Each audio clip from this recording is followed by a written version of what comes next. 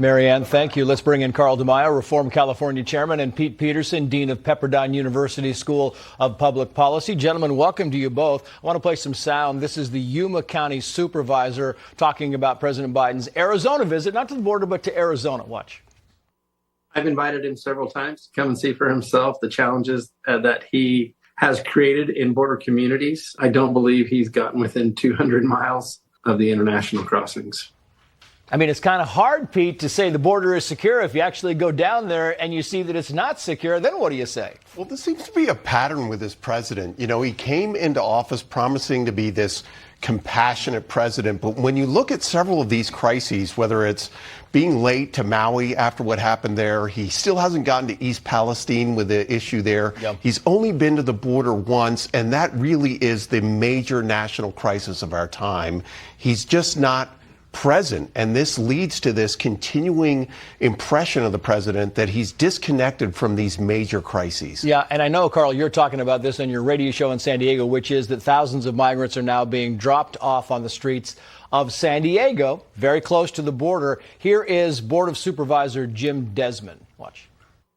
Our immigration system, I think, is broken. In the absence of a sufficient federal government resources and support, it's clear we, San Diego County, we can't just continue down this path. And so we must declare this current situation a humanitarian crisis.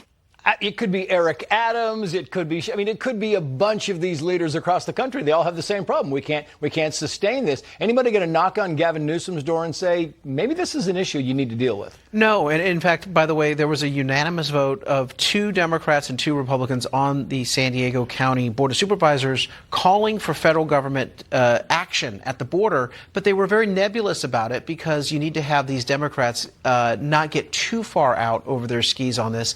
They need to call for an immediate surge at the border of personnel, National Guard, certainly. Plus, we have to go back to the policies that President Trump had shown were able to stem the flow.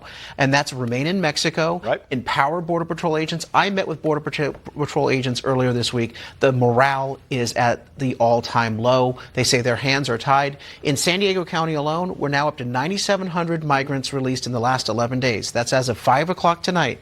They will break 10,000 as of close of business tomorrow. Because if you look at the numbers, Pete and Carl both, he's talking about 11,000 plus. Mm-hmm. Those are the encounters. That's not the gotaways. That's not the ones that just snuck in altogether. There are, on any given day, between 13 and 14,000 Border Patrol agents covering the entire border, 500 miles.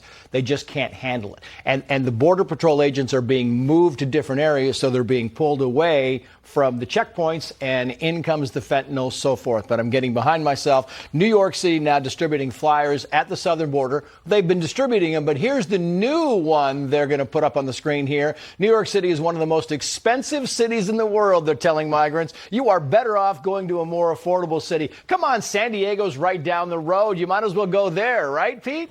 Well, and, the impression in the New York City case is that most of these migrants are being bussed in from Texas and the Texas governor. That is not the case right now. In the last year, there have been about 120,000 migrants that they know have come into New York. Yep. 60,000 of those are currently in homeless shelters. And so the same thing with San Diego. You're looking at these major unfunded mandates coming down from the federal government, not protecting the border, and all of those problems being put on city and state governments. Yeah. 15 seconds, Carl. $11,000 is what the New York City taxpayers have to spend every month for each migrant for hotel rooms. Uh-huh. City of San Diego is about $7,500 for just motel rooms. Those are taxpayer funds going to illegal immigrants who should not be here in the first place. This is a complete disaster, and Biden refuses to do anything about it. He does indeed. Carl DeMaio, Pete Peterson. Gentlemen, thank you.